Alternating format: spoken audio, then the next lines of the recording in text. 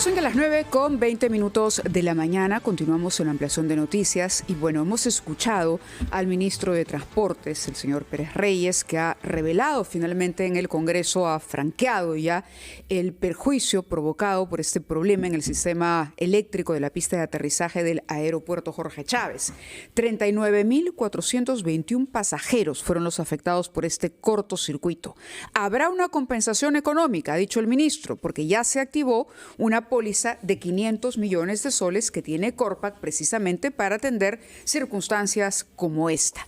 Sin embargo, los procedimientos para poder acceder a esa compensación parece que no son los más sencillos o que se han presentado y se han hecho anuncios que llegan un poco tarde, porque claro, ¿ya cuántos días han transcurrido desde el incidente y el perjuicio, digamos, para los pasajeros? Porque se piden ahora una serie de documentos que de pronto ya no obran en poder de las personas que estarían interesadas en anotarse en esta lista. Pero para tener mayor información a profundidad del procedimiento, ¿no?, está con nosotros el señor Crisólogo Cáceres, el presidente de la Asociación Peruana de Consumidores y Usuarios. Bienvenido, muchas gracias por estar con nosotros. Hola Mávila, Fernando. Efectivamente, no sé si hay un cuadrito que se puede poner a la vista para los televidentes, pero en fin, hay un procedimiento que ha sido publicado por Corpac, el cual tiene 3 etapas. El primero es el proceso de reclamo. Está publicado. Genial. Para que nos siguen por televisión. Genial. Es el proceso de reclamo. Se puede ingresar al libro de reclamaciones virtual con el que cuenta Corpac.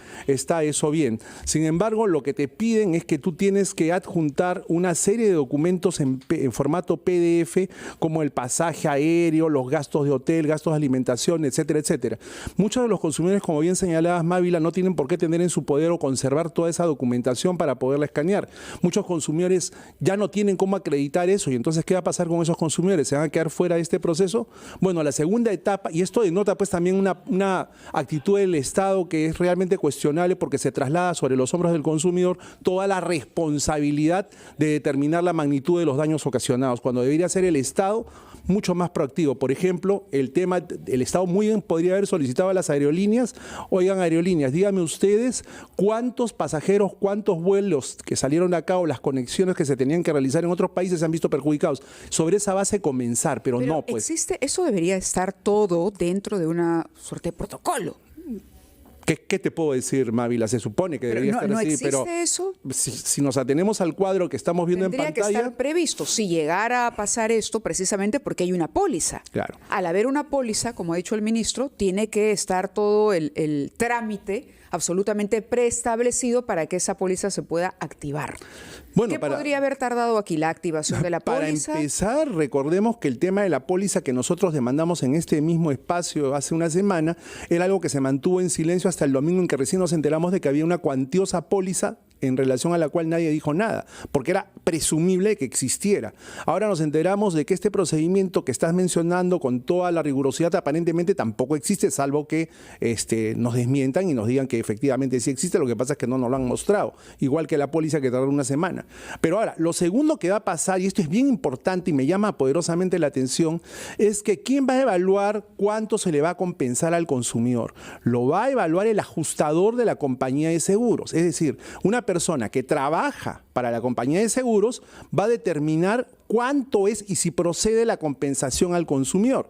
Yo me pregunto, ¿qué imparcialidad puede tener una persona que está vinculada a la aseguradora para establecer cuánto es lo que se le tiene que compensar al consumidor? Ahora, lo otro que no se toma en cuenta es el impacto que ha tenido o el perjuicio que ha tenido para el usuario, más allá del tema estrictamente económico, ¿no? Porque aquí se dice acreditar el reclamo con ticket aéreo, gastos tales como alojamiento, movilidad, comida, otros gastos debidamente sustentados referentes al incidente.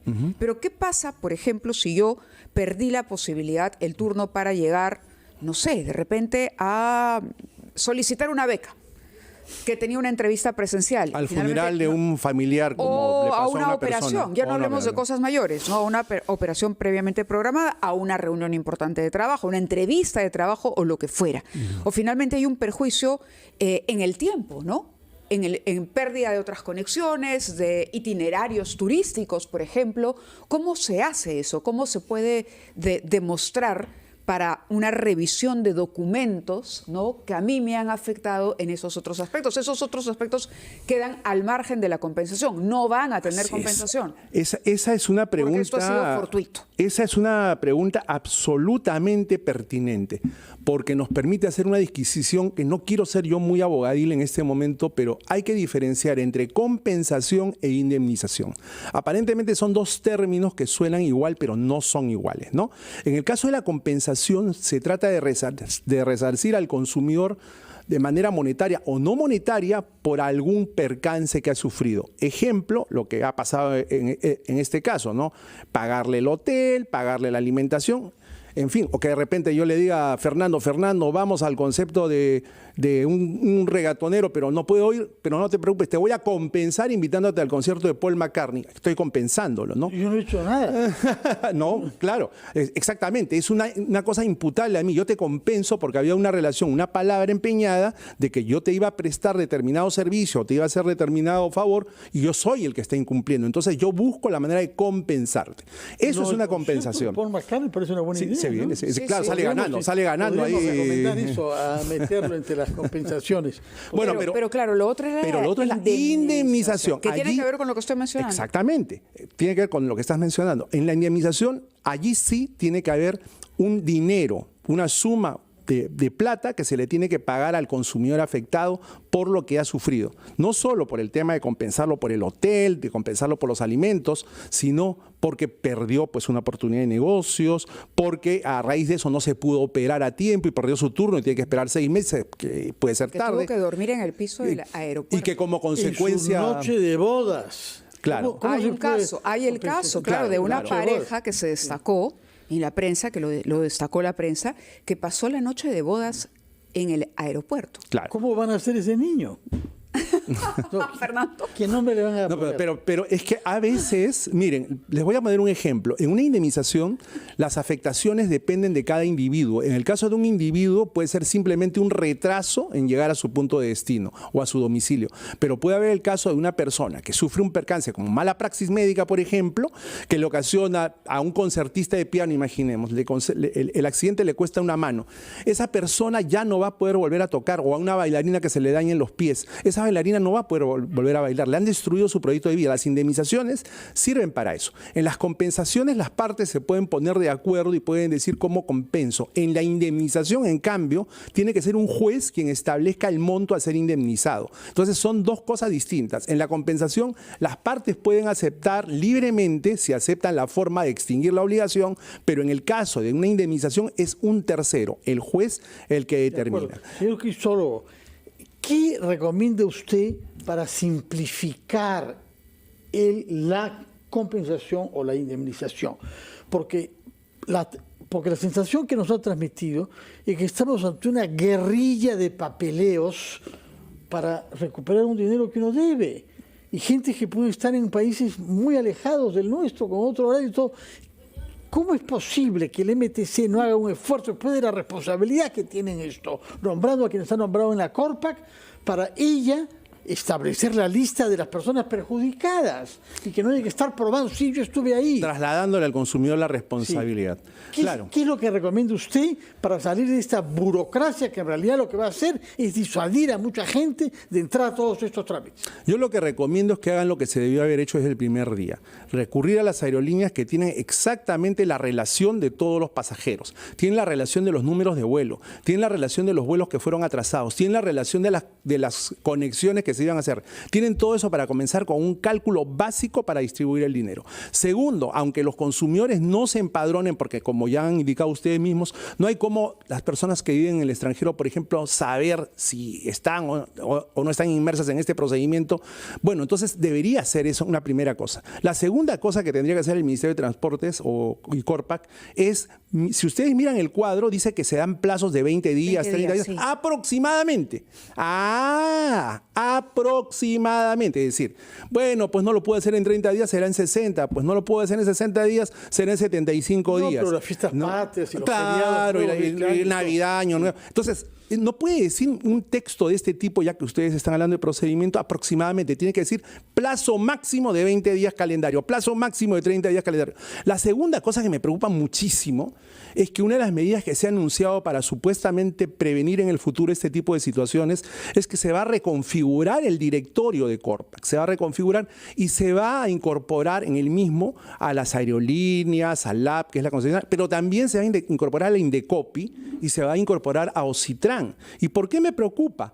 Porque en caso el Indecopi quiere iniciar un proceso sancionador contra Corpac, habiendo recibido un aluvión de denuncias de los consumidores, ya no va a ser imparcial, pues porque forman parte del directorio, es parte. Claro. Y lo mismo con Ocitran, el regulador, Mávila. Si Ocitran está en el directorio, ¿cómo va a poder fiscalizar el adecuado uso de la infraestructura? Entonces, son situaciones o son pretensiones, es como lo que pasó hace poquito con el director de Aeronáutica Civil del MTC, que formaba parte de Corpac. ¿Cómo el fiscalizador, el supervisor va a formar parte del directorio? ¿Es claro, un error o es algo peor que eso? ¿Es una ligereza o es una forma de blindaje anticipada? Yo quisiera pensar bien, yo quisiera pensar que es un eslabón más en esta cadena de desatinos que se han venido conociendo desde que comenzó la crisis del apagón en el aeropuerto. Yo quisiera pensar eso sanamente, ¿no? Pero en todo caso, tanto Indecopi como Ocitran tendrían que declinar amablemente y decir, creo que no es lo más adecuado que nosotros estemos en el directorio de una empresa que tiene que ver con un asunto que ya en este mismo momento es una papa caliente que está en nuestras manos. ¿Quién sabe en un futuro? Al alcalde de Lima, Jorge Muñoz. Perdón, ya recordemos lo que le pasó al alcalde de Lima, Jorge Muñoz, por haber sesionado 2 veces en el directorio de CEPAC. Exactamente. No, es una cosa pues que uno tiene que pensar 2 veces. O sea, a veces parece una buena idea, a veces parece que es lo correcto incorporar a estos representantes, pero si lo analizas con un poquito más de distancia y frialdad, te puedes dar cuenta de que el remedio es peor que la enfermedad. Ahora, yo quiero añadir una cosa más, después de haber hecho esta distinción entre compensación e indemnización.